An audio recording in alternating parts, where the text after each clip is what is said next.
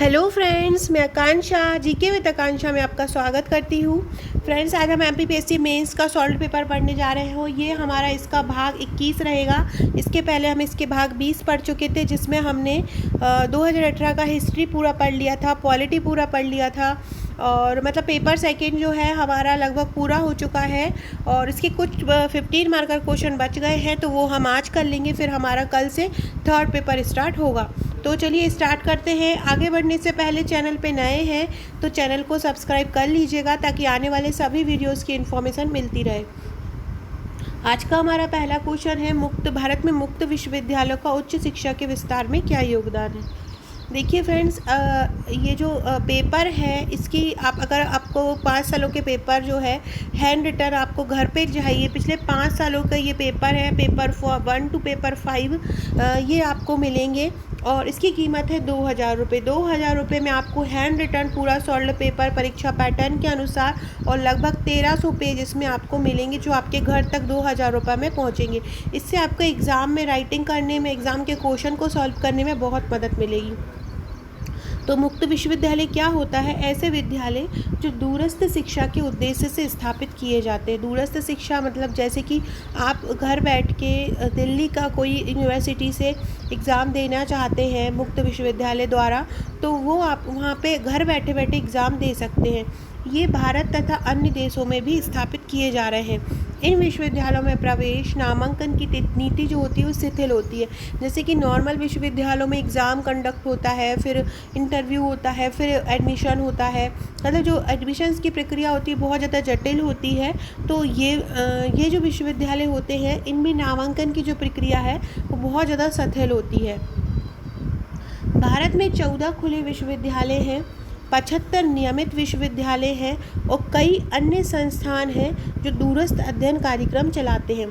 तो क्या है, भारत में 14 लगभग खुले विश्वविद्यालय हैं, 75 नियमित विश्वविद्यालय हैं और कई अन्य संस्थान दूरस्थ अध्ययन कार्यक्रम चलाते हैं। कई श्रेणी के शिक्षार्थियों को भी ये शिक्षा देता है। किस प्रकार के श्रेणी की शिक्षा देता है, किस प्रकार के लोग मुक्त विश्वविद्यालयों से शिक्षा लेते हैं? कोई रिटायर्ड व्यक्ति है वो लेता है, कोई ऐसा व्यक्ति जो अपनी शैक्षिक योग्यता बढ़ाना चाहता है, देरी से पढ़ाई शुरू करने वाले व्यक्तियों को दिया जाता है, या जिनके घर के पास उच्चतम शिक्षा सुविधा नहीं है उनको दिया जाता है। तो इस प्रकार से ये श्रेणी के लोगों को ये शिक्षा दी जाती है। सेवारत व्यक्ति, देरी से पढ़ाई शुरू करने वाले, जिनके घर में उच्चतम शिक्षा सुविधा नहीं है या जो अपनी शैक्षणिक योग्यता बढ़ाना चाहते हैं। ये ऐसे लचीले विश्वविद्यालय होते हैं जिनमें पाठ्यक्रम बहुत लचीला होता है। इनमें वे विद्यार्थी भी प्रवेश ले सकते हैं जिनके पास कोई औपचारिक योग्यता नहीं होती। कैसे होते हैं ये लचीले विश्वविद्यालय? होते हैं इनका जो पाठ्यक्रम होता है बहुत लचीला होता है और इनमें वे विद्यार्थी भी प्रवेश ले सकते हैं जिनके पास कोई औपचारिक योग्यता नहीं होती, ये या जो अपेक्षित आयु पूरी कर चुके हों तथा लिखित प्रवेश परीक्षा भी इन्होंने उत्तीर्ण कर ली हो। ये पाठ्यक्रम छात्र की सुविधा के अनुसार लिए जाते हैं। मतलब जिस प्रकार से छात्र की सुविधा होगी, जिस विषय को पढ़ने में छात्र की सुविधा होगी उसके अनुसार ये लिए जाते हैं। अधिकांश अध्यापन प्रक्रिया में मुद्रित अध्ययन सामग्री तथा नोडल केंद्रों पर मल्टीमीडिया सुविधा सेटअप या दूरदर्शन अथवा रेडियो नेटवर्क के माध्यम से अध्यापन शामिल होता है। क्या होता है? अधिकांश अध्यापन प्रक्रिया में मुद्रित अध्ययन सामग्री तथा नोडल केंद्रों पर मल्टीमीडिया सुविधा सेटअप या दूरदर्शन अथवा रेडियो नेटवर्क के माध्यम से अध्यापन शामिल होता है। ये विश्वविद्यालय स्नातक पाठ्यक्रम, स्नातकोत्तर पाठ्यक्रम, एमफिल, पीएचडी तथा डिप्लोमा और प्रमाण पत्र पाठ्यक्रम भी चलाते हैं। मतलब इनके द्वारा हम ग्रेजुएट हो सकते हैं, पोस्ट ग्रेजुएट हो सकते हैं, एमफिल कर सकते हैं, पीएचडी कर सकते हैं, डिप्लोमा वाले पाठ्यक्रम भी ये चलाते हैं। इस प्रकार मुक्त विश्वविद्यालय देश की बदलती ज़रूरतों में एक विकल्प के रूप में उच्च शिक्षा प्रदान करने की मांग की उपज के फलस्वरूप उत्पन्न होती है। इस प्रकार मुक्त विश्वविद्यालय की क्यों मांग बढ़ी है, क्यों होते हैं? क्योंकि देश की बदलती ज़रूरतों व विकल्प के रूप में उच्च शिक्षा प्रदान करने के रूप में इनकी उपज हुई है।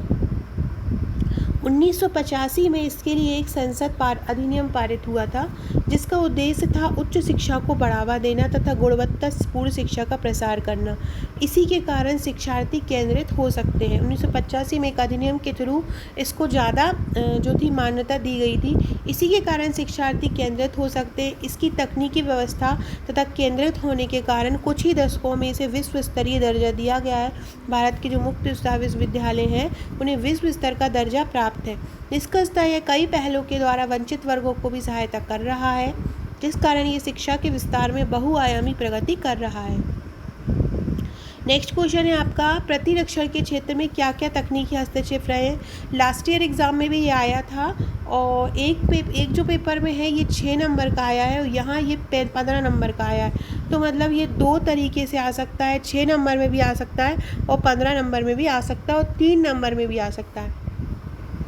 तो प्रतिरक्षण क्या होता है? विभिन्न रोग आक्रमणों से सुरक्षा, मतलब विभिन्न रोगों की रोगी जो आक्रमण करते उनसे सुरक्षा प्रतिरक्षण कहलाता है। और इसका अध्ययन जो है वो प्रतिरक्षा विज्ञान कहलाता है। विभिन्न रोग आक्रमणों से सुरक्षा करने की क्षमता प्रतिरक्षण कहलाता है तथा इसका अध्ययन क्या कहलाता है? प्रतिरक्षा विज्ञान कहलाता है। शरीर का प्रतिरक्षी तंत्र विभिन्न बाहरी कारकों तथा आंतरिक कारकों की पहचान कर सकता है। शरीर का प्रतिरक्षी तंत्र क्या कर सकता है? जितने भी बाहरी कारक हैं और आंतरिक कारक जो भी शरीर में आए हैं उनकी पहचान कर सकता है। जब शरीर में कोई बाहरी रसायन या रोगकारी जीव शरीर प्रवेश करता है तो शरीर उसकी पहचान कर लेता है। जैसे ही कोई बाहरी रसायन होता है या रोगकारी जीव होता है तो शरीर में प्रवेश करता है तो ये जो प्रतिरक्षी तंत्र है ये उसकी पहचान कर लेता है तथा उसके हमको पता नहीं रहेगा और ये उसके लिए अनुक्रिया भी आरंभ कर देगा। यह अनुक्रिया उस कारकों को या तो नष्ट कर देती है या उदासीन कर देती है। इस प्रकार उस कारक जीव का शरीर पर प्रभाव नहीं हो पाता, इसे ही प्रतिरक्षा कहते हैं। 1656 में अथानासियस कर्सर द्वारा प्लेग के समय छोटी कृमियों का अध्ययन किया गया था। एडवर्ड जेनर द्वारा 1798 में प्रयोग किया गया, जिसके कारण टीके का आविष्कार किया गया। यह एक महत्वपूर्ण घटना थी। इसके बाद लुई पाश्चर ने अनेक महत्वपूर्ण खोजें की तथा एंथ्रेक्स का टीका बनाया। टीका बनाने के लिए 3 प्रकार के सूक्ष्म जीवों का प्रयोग किया। कौन कौन से? एक जीवित, एक मृत और एक जीवित में थे लेकिन वो कमज़ोर थे। 20वीं सदी में रोग क्षमता के क्षेत्र में काफ़ी कार्य हुआ। 1894 में फीफर तथा इसेफ ने पाया कि कोशिकाओं की अनुपस्थिति हैजे का कारक जीव उन्हें गिनी पिग के शरीर में प्रवेश करने पर नष्ट हो जाता है। बाद में अनेक वैज्ञानिकों ने इससे परीक्षण किया और उसकी रोधक क्षमता के बारे में बताया।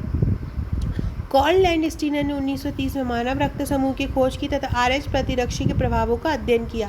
इसी के साथ अंग प्रत्यारोपण व सहनशीलता के क्षेत्र में भी कार्य हुआ।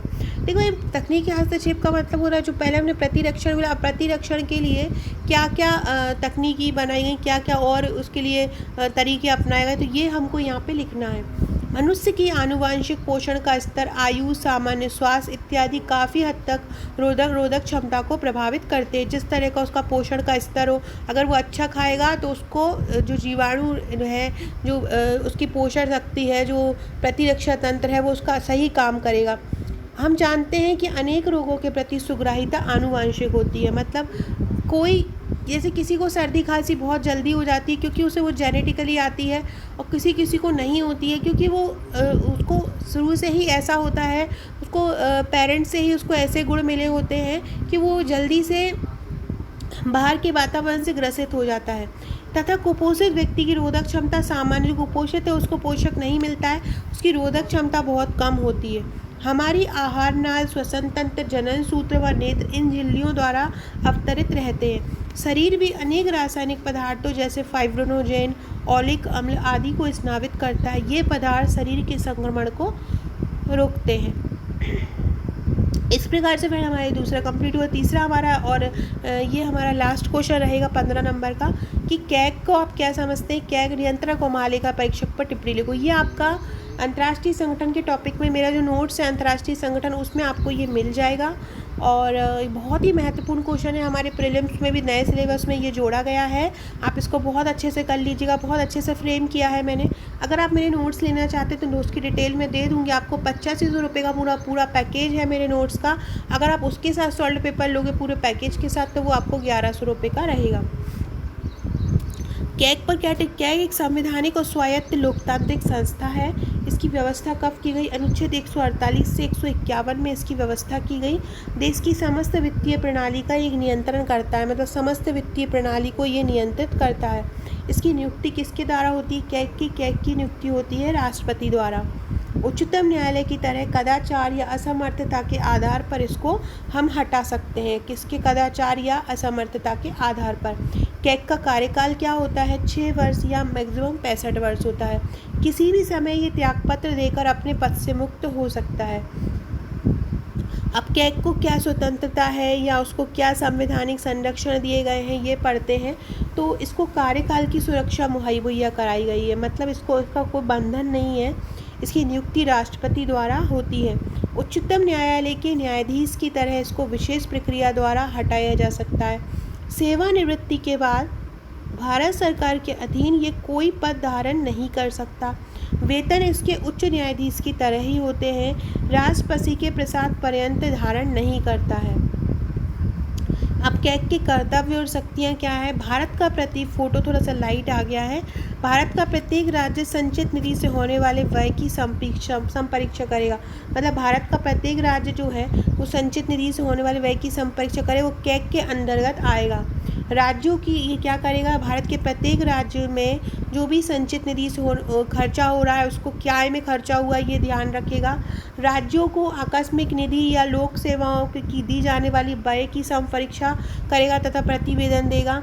विभाग द्वारा किए गए सभी व्यापार और विनिर्माण के लाभ हानि रेखाओं की संपरीक्षा करेगा और उन पर प्रतिवेदन देगा। वह केंद्र और राज्यों को आवश्यकता अनुसार ऐसी सूचना प्राप्त करेगा जो उन्हें बजट तैयार करने के लिए अनिवार्य है। कैसी सूचना देगा?